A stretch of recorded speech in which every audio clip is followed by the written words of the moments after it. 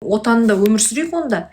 Сіз білесіз ба, орыстың блогерлары бізге күліп атқанын? Сіздер көрдіңіздер ма?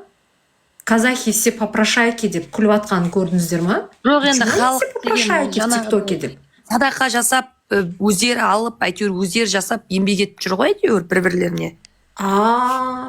Күшті екен онда, жей берсін. Онда разрешение ана заңды алып тастайық та, онда садақа жасайтындар жей беріңдер деген заң шығарайық та онда. Қалай, қандай логика сіздерден таңғаламын? Садақа ретінде берді ғой, халықтың өздері жинады. Мен лично бір тиын салмадым. Дұрыс айтып тұрсыз, садақа ретінде берді. Рыспала, сен барда бизнес ашып, тайраңдап, елге әкіреңдеп, аузыңа келген құс деп берген жоқ. Қараңызшы, мен лично Рыспалаға. Ол 2 жыл бұрын қойды ғой ол. 2 жыл бұрын қойған оны. 2 жыл бұрын не үшін қойды? Каспий тексеріледі деген кезде енді бұлар 2 жыл өтіп кеткеннен кейін қозғап жатыр да. 2 жыл өтіп кеткеннен кейін қозғаймын, мен Рыспаланы қазір танып тұрмын. 2 жыл өтіп кеткеннен қозғамағанда қашан қозғаймын мен? Жоқ, Дико ханым, жаңағы халықтың біздер өзіміз бермесек. Жоқ, ол ана реклама, кушон, пудраларға реклама жасады ол. Қаламқас, кушонға дейін ол ақшаны қақтан тапты, сол кушонды сатып алуға. Стартовый капитал қайда ода? Жауап берші соған.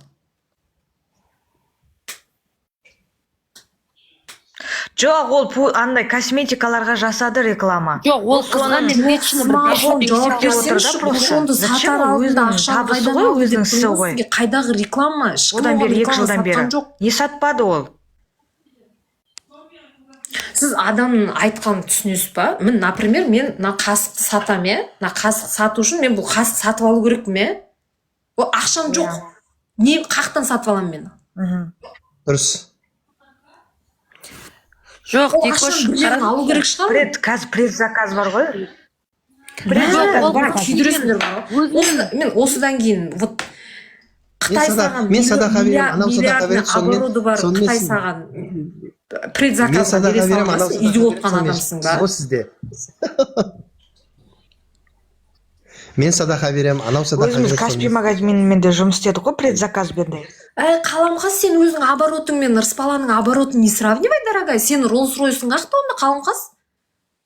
Сен 400 квадрат метр үйің қайда? Қос квартираң қайда онда?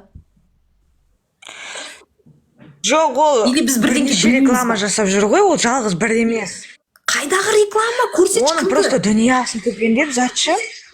Айналайын, Қаламқас. Ол жаңа Айткүл өзі айтып кеткен жоқ па, не жасаған, қандай саудамен айналысқан, қандай реклама жасаған. Қумаңдар, тыңда енді. Әсел Асқар деген блогер бар, бізде. Тағы қандай блогер бар? Жана Бұловтың қатыны бар блогер. Олардың аудиториясы битіп қалған чика қатындар біздің Қазақстанның.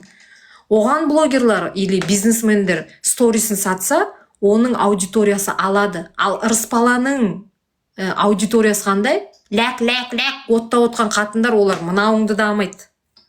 Тек қана Рыспаладан алады, болды.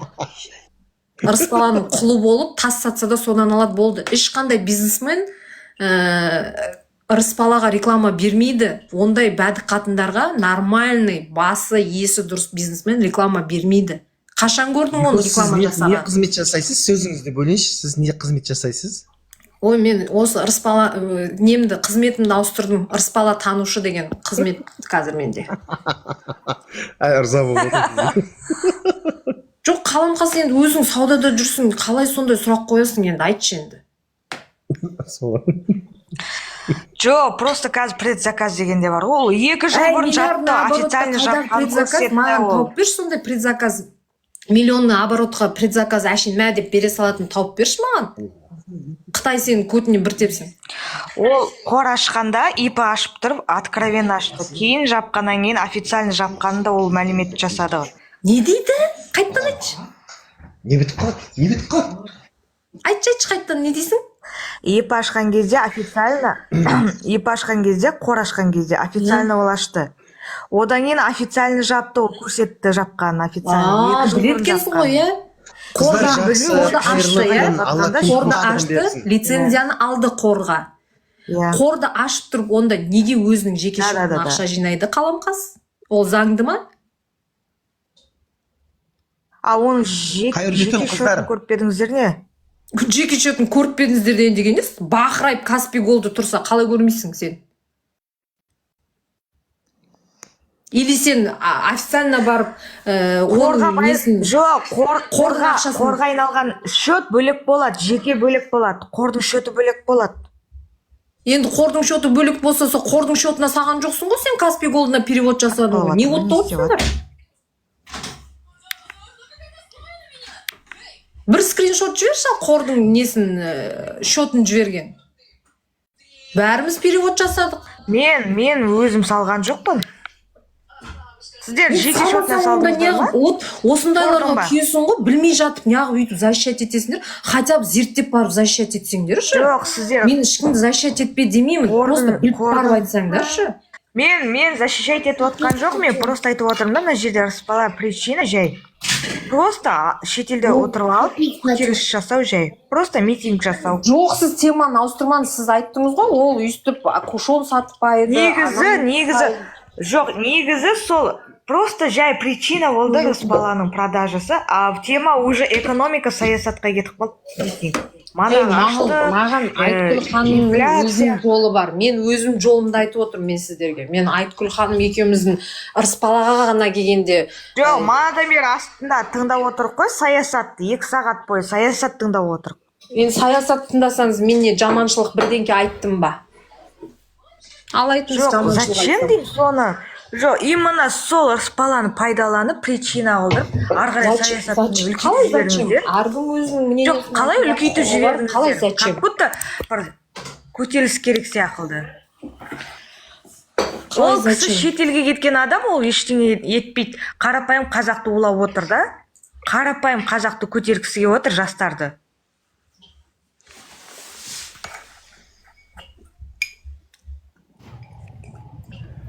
В общем, Қаламқас, сізге совет айтайын, білмейсіз ба? Үйтіп көкірегіңізді үйтіп қатты соғып, ол үйтіп байған, бүйтіп байған демей ақ қойыңыз, не қыласыз? Жоқ, просто не надо олай арамдатылық салып, көтеріс жасап, жаңа шетелге қашып кетіп, білгенін айтып. Енді сол жағын айтыңыз онда. Не қыласыз ырыспаланы айтып? Онда сол жағын айтыңыз. Манадан бері айтып отырмын ғой сол. Ол причина болды просто. Жоқ, сіз бағанадан бері айтқанда ырыспала ұласып үлкейіп баратыр. Үлкейіп баратыр. Манадан бері мына жерде жаздым 3 Европа. Қазір 1 минут. Саламатсыз, не болды, айта беріңіз. Саламатсыздар ма, қалайсыздар? Қаламқас, не болды, ұрысыватсыз ғой.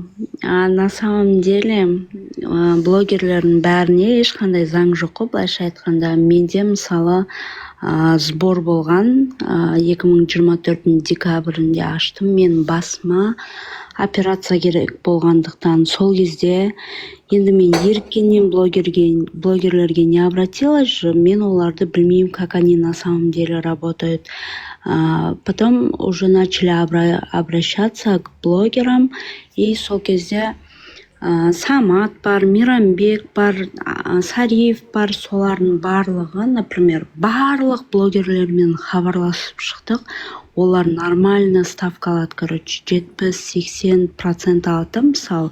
Деп айтты ма сізге?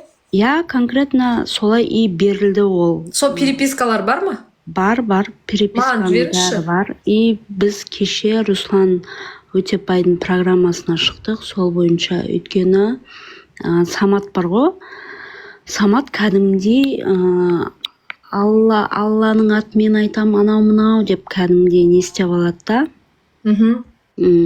жазады да. И в общем, көмек берем, үйтем, бүйтем дейді. Әке, неге мобилографқа қазір ақша саласаңыз деп, мобилографтың бетінде, жүзінде көрген жоқпыз. Өзіне звонсақ, 1 ай бойы менде уже мартта операция болатын болды, уақыт аз болды. Мен оған кәдімгі адамша айттым. Жаңа Саматқа ма? Я Саматқа. Самат у нас время өтініш шығаратын болсан шығар, шығармайтын болсан ақшаны қайтарып бере ғой дедік. Ол потом уже задний включил, типа, біз ол мобилограф барды, сендер үйде болмадыңдар деп мыңғырық өтірігін айтып, ақша қайтпайды деген сияқты. Сосын біз дейтін кәдімде сіздер бірінші сбор басталмай тұрып оған еще ақша беріп қойдыңыздар ма, не? Я, уже мне мобилограф баратыр деп айтты да, 100 000 теңге алды. Көрдіңдер ма қайырымды жандардың түрін? иә, вот именно. И менің айтпағым енді біз мысалы реклама жасайтын болсақ қаншама нәрсе бар да, ертең ол эфир шығады еще. Сол именно самат бойынша Руслан Өтепбайға мы обратились. Сіз сияқты қанша адамды алдаған? Көп, біз өте көппіз. Біз басында, ладно, енді ол еще угрожать етеді, типа не деді, мен сізді Алланың атымен қарғаймын, үйтемін, бүйтемін деп, короче, өзін прав қып жасап. Енді Потом ол бізге былай жасады. Біз уже онымен нормально сөйлесуге көнбей жатыр ғой.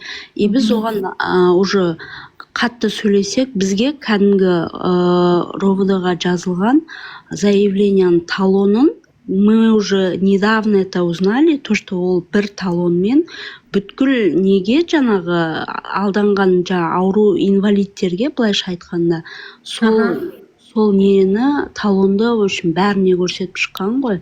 Мен сенің үстінен арыз жаздым деп. Там одна сценарий, короче. жаза берсін, не үшін қорқасыз? Жаза берсін. Жоқ, жаза берсін, без проблем.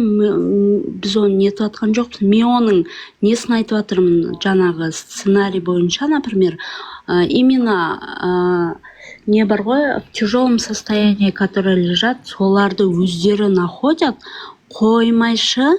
Енді сізді перебью бір минутқа. Көрдіңіз ба, сол Саматтың, білесіз ба, қолдаушы. Мен сол Саматты да енді танып жатырмын. Прикиньте, осы бір апта болды танығаныма. Менің күйеуім білеткен оны. Маған айтады, не мошенник па, не күшті жігіт қол, анауына. Көрдіңіз ба, қанша қолдаушысы бар. Сол қолдаушылары сөйтіп қолдаған ғой бұны да кезінде. Соны енді айтсаң сен жексұрын боласың ғой. Енді көрдіңіз ба, ана Ілиясың шықты, Саматтың шықты, тексерсін деген сөзде тұрған не бар? Мен соны түсіне алмай өлетін шығармын осы. Біз бар ғой, Гүлмира әпке жазып жатыр ғой, міне қалай бересіңдер деп. Біз оларды лицо инстаграма, оқырманы көп деп біз оған сеніп, бір пайдасы тиеді ғой, қайырымдылық. Я енді дұрыс қой. Өз адам өзі қиналып тұрған кезде не істерін білмейді ғой, бүкіл вариант көреді ғой. Біз тем более бізде статус бар да, например, инвалидность, и оның істеген несі тірлігі бұл вообще адамдыққа жатпайды на самом деле. Еще бір әпкеден чатта вот недавно бәрі осында чат құрылып ашылды олар, например. Сол кезде